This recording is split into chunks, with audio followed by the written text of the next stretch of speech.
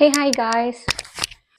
நான் இன்னைக்கு வந்து என்ன உங்களுக்கு ஷேர் பண்ணியிருக்கேன் அப்படின்னா, வெரைட்டி ரைஸ்னா எல்லாருக்குமே ரொம்ப பிடிக்கும்ல. அதுல வந்து எனக்கு ரொம்ப பிடிச்சது என்ன அப்படின்னு பார்த்தீங்கன்னா தக்காளி சாதம் தான். இன்னைக்கு நான் அதை தான் செஞ்சிருக்கேன் நான் வீட்டில். இவன் வேற கேஸ் விட்டுட்டு ரொம்ப நேரமா உஸ்ன்னு கேஸ் சவுண்டே கேட்டே இருக்கு எனக்கு. இங்க பாருங்க 3 பேருக்கு வந்து இந்த அளவு வந்து போதும், ஒர்த்து தான். இப்போ சாதம் வந்து கொஞ்சம் கொஞ்சமா எடுத்து ஆட் பண்ணிக்கோங்க. நான் சாதம் வந்து நல்லா உதிரியா வரணும் அப்படின்னா நீங்க வடிச்சு தான் செஞ்சாகணும், நமக்கு வேற வழி இல்லை. நல்லா கலரி விட்டுருங்க.